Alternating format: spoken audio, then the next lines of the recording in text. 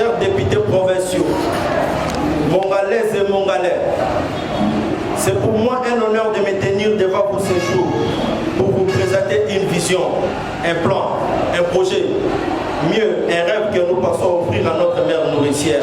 la province de la Mongala. Permettez-moi avant toute chose de rendre grâce et glorifier celui qui nous dévoile le souffle de vie, l'Éternel Dieu Tout-Puissant, Maître des temps et des circonstances, qui a permis cet instant solennel. Je tiens à vous remercier pour votre présence à ce cadre prestigieux pour apprécier et sanctionner le contenu de notre vision. À travers cette présentation des grandes lignes du projet de développement de la Mongala que nous portons, voulu comme point de départ de notre engagement pour les échéances prochaines. Nos remerciements s'adressent à vous tous, notables de la Mongala, des personnes particulières dans l'assistance, qui au-delà de vos multiples contraintes et occupations politiques, apportez de votre présence une caution morale, marque de prestige pour le rêve mongalais. Honorables députés provinciaux, chers compatriotes, élire un gouverneur de province est une lourde et noble mission conférée par les constituants congolais et confirmée par toutes les mesures d'application légale.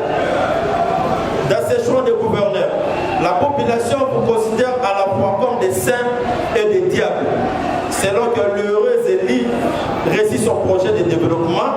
ou s'éloigne des aspirations du peuple, échoue et devient un prince arrogant. En cette qualité,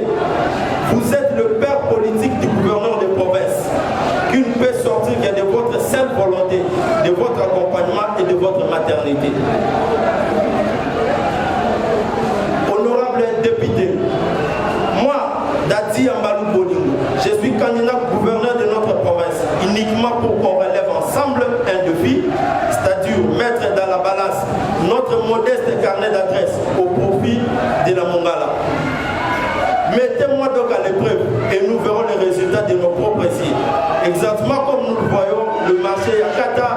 les abattoirs publics modernes et le bâtiment abritant le ministère de l'Agriculture, Pêche et Élevage ainsi que du Développement rural et les inspections sous sa tutelle. Honorable, nous donner ce mandat fera de vous des géniteurs de chaque acte d'intérêt commun que nous poserons. En tant que tel, je vous garantis que lors des prochaines échéances électorales, chacun de vous en tirera des conséquences positives dans sa circonscription. Dans cette forme de maternité, d'impact politique, où je me trouve à cet instant pour solliciter votre suffrage, permettez-moi de vous présenter succinctement les grandes lignes de mon projet de gouvernance dénommé les rêves mongalais à 3 points. Les temps de lier de la province, les actions à répondre dans les cours de moyen et le long terme, ainsi que du financement. Aussi, nous prenons l'engagement de vous présenter au moment opportun un cadre budgétaire, tranche annuelle du programme d'action prioritaire, définissant clairement les actions et mesures concrètes, les indicateurs objectivement vérifiables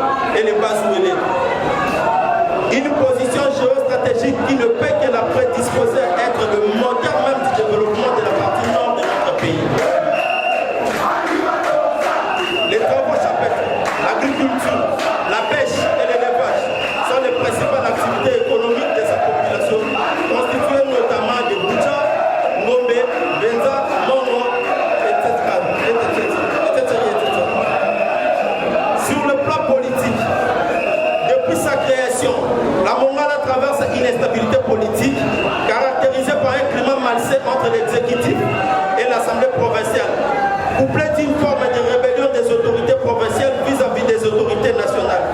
freinant ainsi remarquablement son décollage. L'histoire récente interlocate a simplement considéré les événements ayant conduit à la destitution de leurs excellences, monsieur le gouverneur de province et son fils. Les relations tendues entre le gouvernement central et l'institution provinciale d'une part, et entre le gouvernement provincial et l'Assemblée provinciale d'autre part, sont à la base de l'instabilité institutionnelle récurrente tant décriée, aux conséquences néfastes sur l'avenir de la province. En l'absence de solutions purement politiques et d'un choix des élus pour changer les choses, peu importe la qualité des projets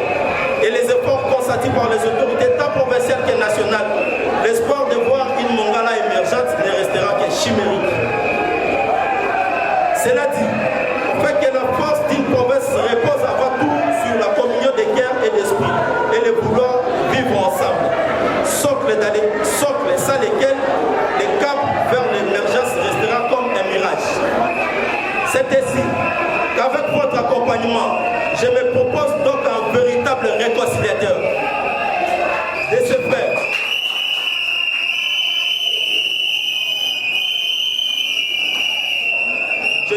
de ce fait, ma candidature est mise sous le signe du dialogue, de cohésion sociale, de liberté d'opinion et du développement. Sur le plan sécuritaire, les informations à notre possession font étant de l'existence des cas de sécurité, tant dans les grandes agglomérations et sur les tronçons Bumbali-Sala qui est tout au long du fleuve Congo. Pour y remédier, l'on misera notamment sur les rappels à l'ordre de la police de circulation routière sur le respect des attributions des services d'assiette, l'acquisition des imprimés de valeurs sécurisées, l'appui aux patrouilles policières ou mixtes et l'élimination tout à fait cessante des barrières jugées inopportunes et inappropriées sur l'étendue de la province, car l'excès des services d'assiette ne facilite pas l'activité économique, comme c'est le cas au niveau de la barrière du pont Mongala dans le secteur de Yandongi, où l'on compte plus de 10 services d'assiette.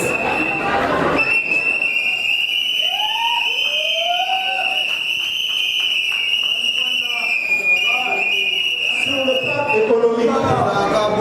l'économie de la province est à ce jour peu florissante, suite à l'absence des unités de production appartenant à la province, à la faillite ou à l'abandon de plusieurs sociétés qui autrefois constituaient un gain pour le secteur public et créaient de l'emploi en faveur de nos compatriotes. Sur le plan de l'environnement, en croire l'intervention de son Excellence, Monsieur le Président de la République à la COP26 à Glasgow, la RDC est le pays solution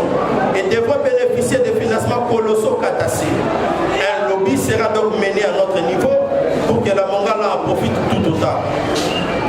Car bien que disposant d'un exceptionnel couvert forestier, la population de la Mongala ne profite pas de potentialités irrelatives, notamment suite à l'exploitation abusive et du trafic illicite de son bois par les exploitants forestiers verrés.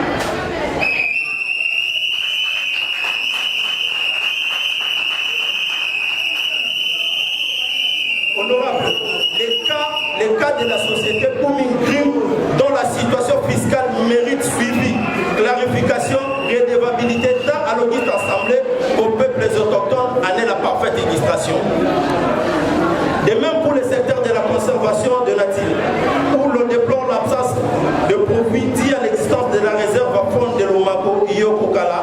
dont 75% de sa superficie sont situées à la Mongala, contre seulement 25% pour la Tchouapa.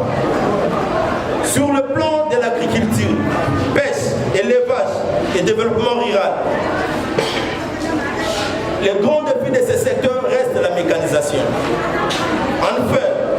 fort de notre expérience personnelle au ministère provincial de l'agriculture, pêche, élevage et développement rural, de juin 2019 en avril 2020, nous avons laissé un bilan largement positif. Mon plus grand regret lors de ces passages est le fait de ne pas avoir réussi à terminer la construction du pôle au forfait de Bosso Simba à Bungandanga, alors que le matériel de construction traînait déjà à Matadi.